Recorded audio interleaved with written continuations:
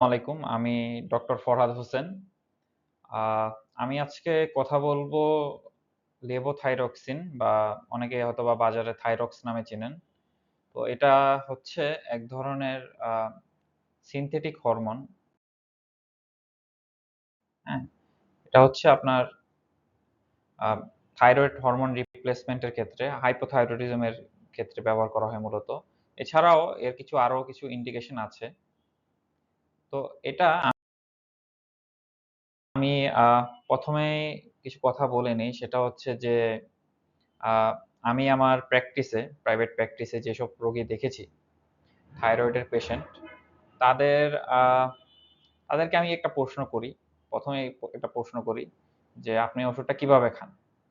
তো রোগীরা বলে যে, "আ ডাক্তার সাহেব আমি হচ্ছে আ খাবার আগে খাই। খালি পেটে খাবার আগে খাই।"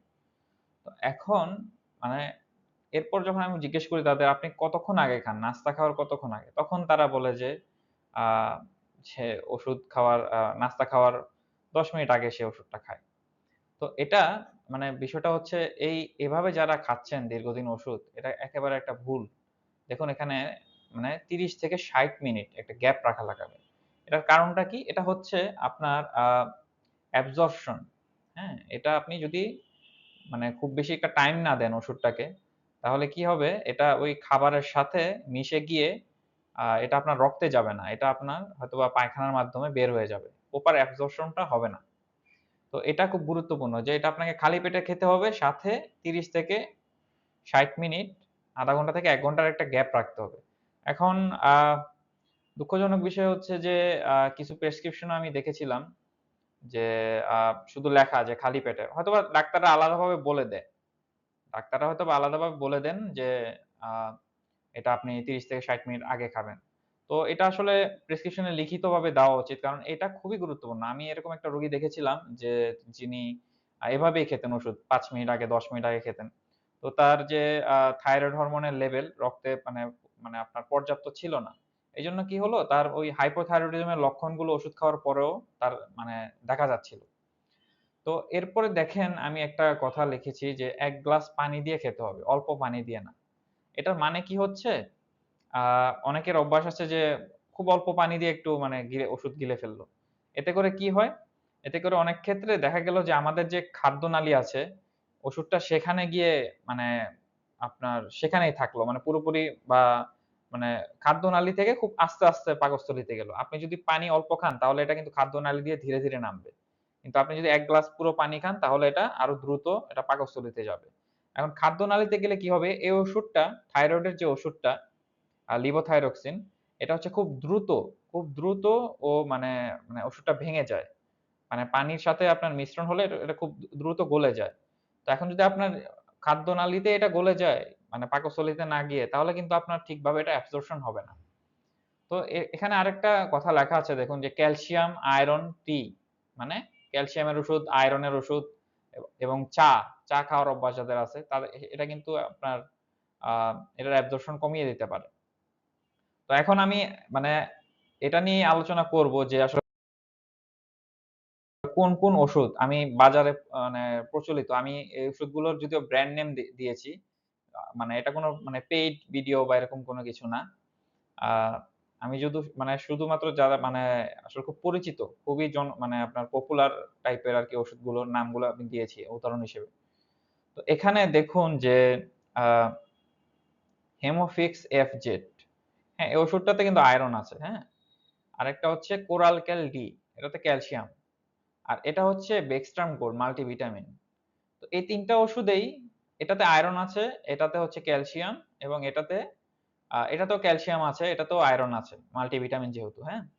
তো এই ৩ টা ওষুধ কখনোই আপনি থাইরয়েডের ওষুধের সাথে খাবেন না একসাথে, কখনোই না। এটা যেটা করতে হবে আপনাকে থাইরয়েড ওষুধ খাওয়ার পরে ৪ ঘন্টা একটা গ্যাপ রাখতে হবে। তারপর আপনি এই ওষুধগুলো খেতে পারবেন। মনে করুন আপনি আ সকাল ৮ঃ০০ বাজে ওষুধটা খেলেন থাইরয়েডের ওষুধটা। তো এটা খাওয়ার পরে আপনি ধরেন খাবার খাওয়ার পরে অনেকেই আছে যেটা করে যে আয়রনের ওষুধটা নাস্তা করে খেয়ে ফেলল ৯ঃ০০ বাজে। না, এটা করবেন না। আপনি এই ওষুধগুলো ঠিক ১২ঃ০০ বাজে খাবেন। হ্যাঁ? ৪ ঘন্টার একটা গ্যাপ রাখতে হবে। এই সেম কথাটাও আপনার এই আলফেট, এখানে দেখুন এটা কিন্তু অনেকের আলসার, পেটের গ্যাস্ট্রিকের সমস্যার ক্ষেত্রে এই ওষুধটা দেওয়া হয়। আবার এই যে দেখুন গ্যাবিসল, এই ওষুধটাও কিন্তু, এখানেও কিন্তু আপনার ক্যালসিয়াম থাকে। এই অ্যালজিনেটেড গুলোর সাথেও ক্যালসিয়াম থাকে। হ্যাঁ, তো এগুলা তো আপনার কিন্তু গ্যাপ রাখতে হবে। এখন এদিকে দেখুন আরেকটা ওষুধ আছে লোসেকটিল, হ্যাঁ? গ্যাস্ট্রিকের ওষুধ বলে অনেকেই জানেন। তো এটাও খুব গুরুত্বপূর্ণ বিষয় যে আ থাইরয়েডের ওষুধের সাথে গ্যাস্ট্রিকের ওষুধটাও কিন্তু খাওয়া যায় না। তো এটা কেন? এটা হচ্ছে আপনার গ্যাস্ট্রিকের ওষুধ যদি আপনি খান তাহলে আপনার পাকস্থলীতে অ্যাসিডের পরিমাণটা কমে যায়। কিন্তু থাইরয়েডের ওষুধ আমাদের রক্তে যাওয়ার জন্য এই মানে একটা আপনার পাকস্থলীতে অ্যাসিডিক এনভায়রনমেন্ট এর প্রয়োজন হয়। আপনি যদি এটা খান তাহলে অ্যাসিডিক এনভায়রনমেন্ট টা কমে যায়। আর আপনার হচ্ছে থাইরয়েডের ওষুধও রক্তে কম আসে। তো এটা খুবই গুরুত্বপূর্ণ। এই বিষয়গুলা মানে খুবই এটা মানে মানে মাথায় রাখবেন। কারণ এটা হচ্ছে আপনি যদি এগুলা মানে এভাবে যদি মেইনটেইন না করেন, হ্যাঁ? তাহলে কি হবে? আপনি ওষুধ খাচ্ছেন, আপনার মানে শারীরিক কোনো উন্নতি হচ্ছে না এবং দেখা গেল যে আগের লক্ষণগুলা মানে আছে এবং আপনি কারণও বুঝতে পারতেছেন না। হ্যাঁ? তো এগুলা হলো কিন্তু একটা কারণ যে এই ওষুধগুলো আপনার থাইরয়েডের ওষুধের সাথে একটা নির্দিষ্ট গ্যাপ রেখে খেতে হবে।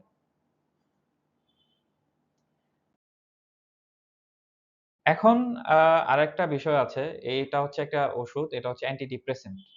হ্যাঁ? এটা হচ্ছে ট্রিপটিন, আরেকটা হচ্ছে sertraline, হ্যাঁ? Cetra 25। তো ট্রিপটিনের বিষয়টা কি? এটা ২ ধরনের মেকানিজম।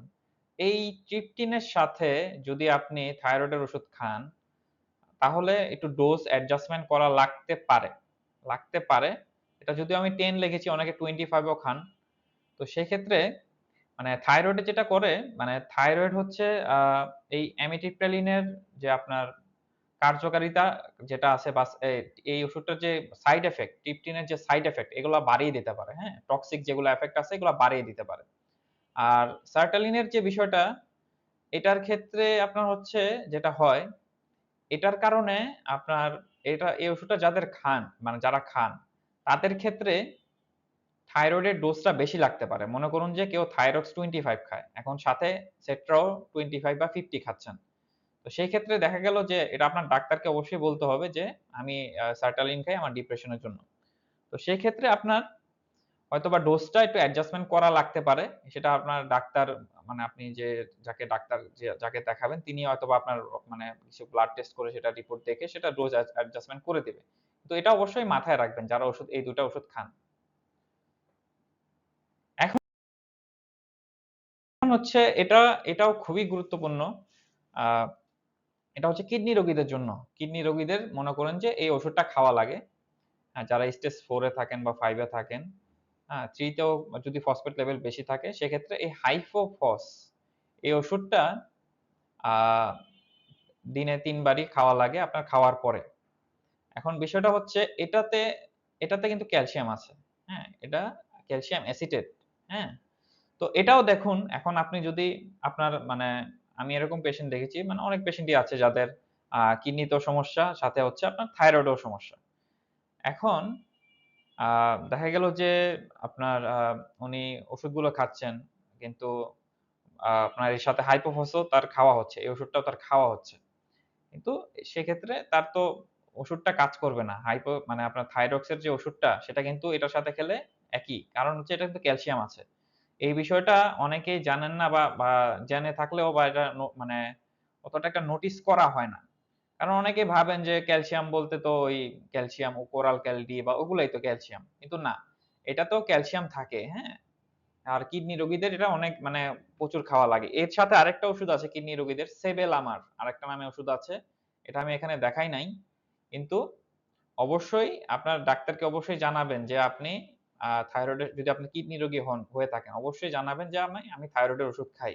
যে থাইরয়েডের ওষুধের সাথে ক্যালসিয়াম জাতীয় ওষুধ খাওয়া যাবে কিনা এটা অবশ্যই ভালো করে বুঝে নেবেন।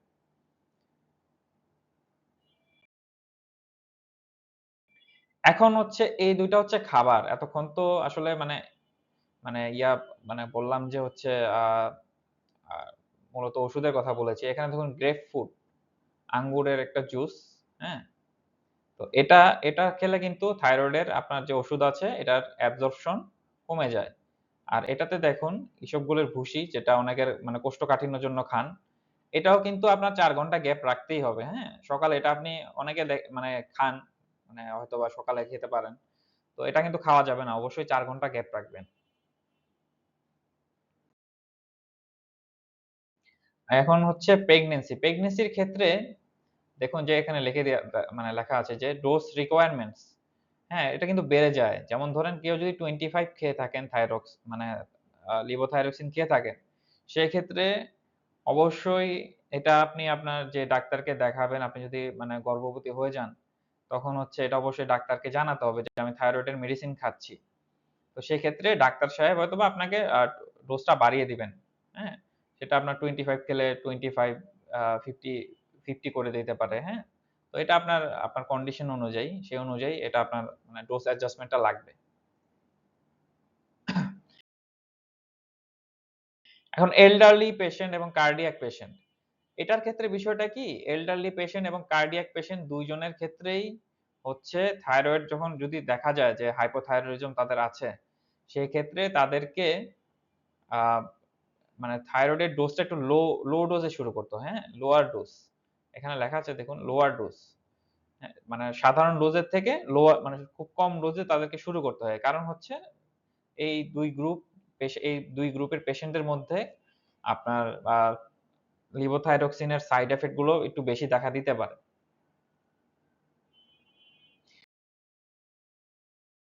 এখন এটা অবশ্যই একটু বেশি টেকনিক্যাল হয়ে যায় অনেকের জন্য, অ্যাড্রেনাল ইনসাফিসিয়েন্সি। এটাও একটা ধরেন মানে একটা আমাদের শরীরের একটা হরমোনাল ইস্যু, হ্যাঁ? একটা হরমোনাল রোগ যদি থাকে। তো এই রোগগুলা হলে দেখুন কারো যদি থাইরয়েডের সমস্যা হয়, সাথে কিন্তু এটাও থাকতে পারে। সেক্ষেত্রে দেখুন মানে কি সমস্যা থাকে? যে দেখুন আপনার ব্লাড প্রেশারটা খুব কম থাকবে। আ আপনার শরীরের চামড়া বা আপনার মাড়িতে একটু মানে একটু কালো হয়ে যেতে পারে। প্রচুর বমি থাকতে পারে। তারপর হচ্ছে অনেক দুর্বলতা থাকবে। এর সাথে হচ্ছে গ্লুকোজ কম থাকতে পারে শরীরে, হ্যাঁ? এই লক্ষণগুলা থাকলে আপনার আগে ১ম এ এই রোগের চিকিৎসা করতে হবে। এই রোগের চিকিৎসা করার পরে আপনার থাইরয়েডের চিকিৎসা করতে হবে, হ্যাঁ? এখন দেখুন আমি লিখে দিয়েছি। এই দেখুন, "A levothyroxine increases metabolism and cortisol clearance" এর মানে হচ্ছে আপনি যদি এটাকে চিকিৎসা না করে এই যে কর্টিসল, হ্যাঁ? এই হরমোনটার যদি শরীরে কম থাকে তাহলেই এই রোগটা হয়। এই যে adrenal insufficiency হয়। এখন কেউ যদি দেখা গেল যে তার এই সমস্যা আছে এবং যদি সে মানে এটার মানে এটার চিকিৎসা না করে এটার আগেই সে লিভোথাইরক্সিন দিয়ে দিল বা লিভোথাইরক্সিন খাওয়া শুরু করে দিল, তাহলে কি হবে? আপনার শরীরে যতটুকু কর্টিসল ছিল সেটা যতটুকুই কমই থাকুক না কেন, সেটা কিন্তু আরো শরীর থেকে বের হয়ে যাবে। তখন কি হবে? তখন হচ্ছে আপনার অ্যাড্রেনাল ক্রাইসিস নামে একটা সমস্যা আছে। সেই সমস্যাগুলো দেখা দিতে পারে। তো এটা যদি আপনার এইসব লক্ষণ থাকে এটা তো অবশ্যই ডাক্তারকে বলবেন। তখন ডাক্তার সাহেব হয়তোবা আপনাকে এই যে এই কিছু টেস্ট দিবেন। যেমন মর্নিং সিরাম কর্টিসল, আ ইলেক্ট্রোলাইটস এসব কিছু টেস্ট দিবে। আর গ্লুকোজটা চেক করবে, হ্যাঁ? এসব টেস্ট দিয়ে দেখবে যে আপনার এই সমস্যাটা আছে কিনা। এটা থাকলে আপনার এটা আগে চিকিৎসা করা হবে। তারপর হচ্ছে আপনার লেভোথাইরক্সিন দেওয়া হবে। হ্যাঁ? তো এটা অবশ্যই এটা খুবই গুরুত্বপূর্ণ। এটা খুবই গুরুত্বপূর্ণ। কারণ ওষুধ যদি এটা শুরু করা হয়, আপনি যদি প্রচুর অসুস্থ হয়ে যান, তাহলে কিন্তু এটা আপনার মাথায় রাখতে হবে বিষয়টা।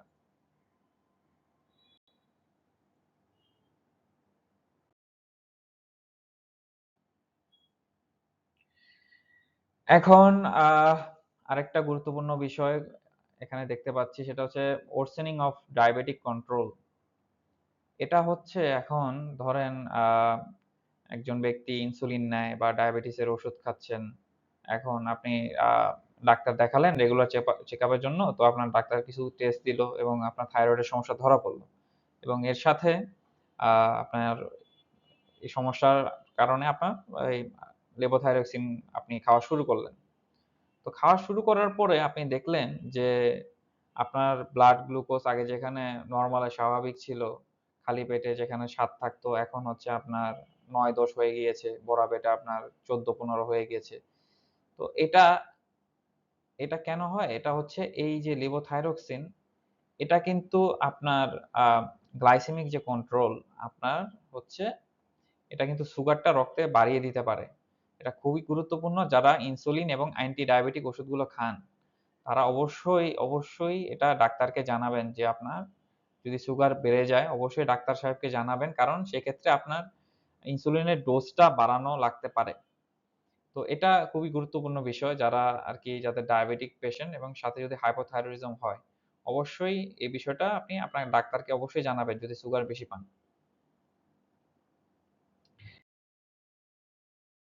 এখন কিছু খুব কমন অ্যাডভার্স রিঅ্যাকশন আমি এখানে দেখতে পাচ্ছেন যে হিট ইনটলারেন্স দেখা গেল ওষুধ শুরু করলেন আপনার আ অনেকের ক্ষেত্রে হয় কি যে ডোজটা হয়তোবা প্রপার ডোজে হয় না বা আপনার একটু ওভার কারেকশন হয়ে যেতে পারে। মানে আপনার যতটুকু দরকার তার থেকে খুব বেশি ওষুধটা আপনি আ মানে খাচ্ছেন। তখন এই সমস্যাগুলা দেখা দেয়।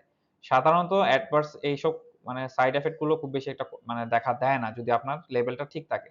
দেখুন এই যে গরম বেশি লাগবে, তারপর হচ্ছে অতিরিক্ত ঘামাবেন ওষুধ শুরুর পরে, জ্বর লাগবে, মাথা ব্যথা হবে বা একটু অ্যাংজাইটি অস্থিরতা থাকবে। আ এখন এই যে দেখুন এই গ্যাস্ট্রোইন্টেস্টিনাল এর ক্ষেত্রে আমার ডায়রিয়া হতে পারে বা একটু শ্বাসকষ্ট লাগতে পারে। হ্যাঁ? আপনার মাসিকে ইরেগুলার অনিয়মিত হতে পারে। হ্যাঁ? এগুলা আরকি মানে যাদের আরকি আপনার কি বলে যে আপনার যদি ওভার কারেকশন হয়ে যায় সেক্ষেত্রে। এটা অবশ্যই এইসব সাইড ইফেক্ট হলে অবশ্যই ডাক্তারকে জানাতে হবে। আরেকটা গুরুত্বপূর্ণ হচ্ছে palpitations, হ্যাঁ? আপনার বুক ধড়ফড় করা। এটা কিন্তু অবশ্যই জানাবেন। ব্লাড প্রেশার বেড়ে যাওয়া, পালস বেড়ে যাওয়া। এটা অবশ্যই যদি হয় আপনার ডাক্তারকে অবশ্যই জানাবেন সাথে। আ এখন হচ্ছে আ যা বললাম আমি এটার একটা মানে একটা সামারি একটা বাংলাতে একটা সামারি করে দিচ্ছি। সেটা হচ্ছে ১ম এ হচ্ছে কিভাবে খেতে হবে এটা অবশ্যই মনে রাখবেন যে ১ গ্লাস পানি দিয়ে নাস্তা করার ৩০ থেকে ৬০ মিনিট আগে অবশ্যই খেতে হবে। এবং একই সময় খাওয়ার চেষ্টা করবেন। আ এখানে যে আয়রন, ক্যালসিয়াম, অ্যান্টাসিড, হ্যাঁ? এসব থেকে মানে এগুলা কিন্তু ৪ ঘন্টা গ্যাপ রাখতে হবে।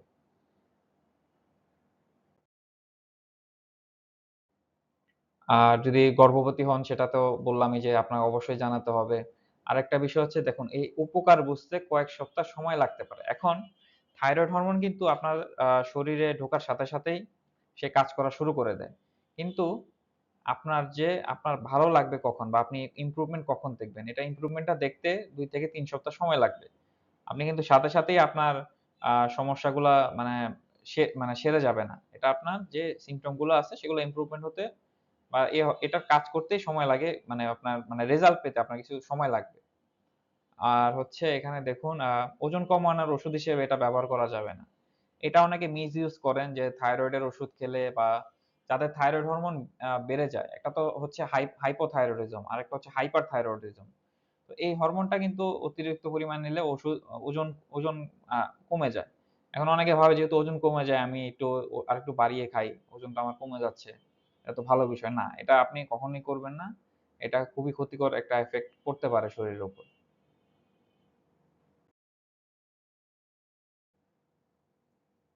আর অবশ্যই এই যে নিচের রোগ যদি থাকে, আপনার থাইরয়েডের সমস্যা হলো, আপনি অবশ্যই আপনার ডাক্তারকে এগুলা জানাবেন যে আমার হৃদরোগ আছে কিনা বা ডায়াবেটিস, হ্যাঁ? এই রক্ত জমাট বাঁধার সমস্যা, আপনার অ্যাড্রিনাল গ্ল্যান্ড আমি যেটা বললাম যে ইনসাফিসিয়েন্সি কোনো প্রবলেম আগে কোনো মানে ছিল কিনা এগুলো জানতে হবে, হ্যাঁ? আর ইনসুলিনের ডোজ সেটা আপনার অ্যাডজাস্ট করা লাগতে পারে। আর অ্যান্টি কোয়াগুল্যান্ট যদি কেউ খেয়ে থাকেন সেটাও কিন্তু জানাতে হবে ডাক্তারকে।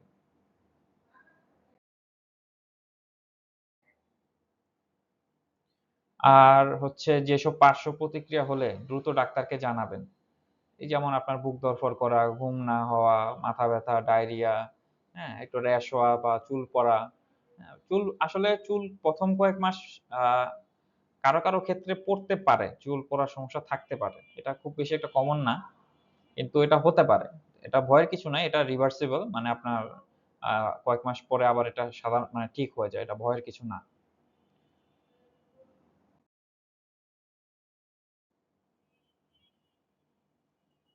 সবাইকে ধন্যবাদ ভিডিওটা দেখার জন্য। আমি আসলে খুব বেশি সময় পাই না যে আমি ভিডিওগুলা বানাবো বা খুব বেশি সময় পাওয়া যায় না। এই যে স্লাইড গুলা বানালাম এটাও আমি খুব অল্প সময়ে আমার আ বানা মানে বানা বানাতে হয়েছে। কারণ আমার ব্যস্ততা একটু বেশি। আ তবে আমি চেষ্টা করব যে কমন যে ওষুধগুলো আমরা খাই সেগুলা সম্পর্কে একটা ধারণা যাতে আপনাদের থাকে। কারণ আপনারা যদি এডুকেটেড হন এ সম্পর্কে, তাহলে আ আপনারা যেমন কি বলে যে আপনারা আরো বেটার একটা ট্রিটমেন্ট পেতে পারবেন বা আপনার নিজের কি বলে যে নিজের ক্ষেত্রে সেটা এপ্লাই করতে পারবেন। বা দেখা গেল কি আপনারা এডুকেটেড হলেন, অনেক সময় ডাক্তারদেরও কোনো কিছু মিস হয়ে যেতে পারে। সেটা আপনি সেই গ্যাপটা আপনি মানে পূরণ করতে হেল্প করতে পারেন বা আপনি একটা ডাক্তারকে প্রশ্ন করলেন, সেটাও আপনার প্রশ্নের মধ্যেও আপনার একটা আ মানে একটা হেল্প হবে। আপনার নিজেরই এটা উপকার আপনি পাবেন। তো ওষুধগুলো আসলে বাংলাদেশে অনেকেই ঠিকভাবে ওষুধ খেতে পারে না। ওষুধ সম্পর্কে অনেকেরই ভুল ধারণা আছে বা ভুলভাবে ওষুধ খায়। তো এই আ যেখানে আমি পয়েন্ট গুলা বলেছি সেগুলো অবশ্যই আপনারা আ যাদের হাইপোথাইরয়েডিজম আছেন, যারা থাইরক্স ওষুধটা খান, তারা অবশ্যই এগুলা মেইনটেইন করে চলবেন। তো ভালো থাকুন, সুস্থ থাকুন। আসসালামু আলাইকুম।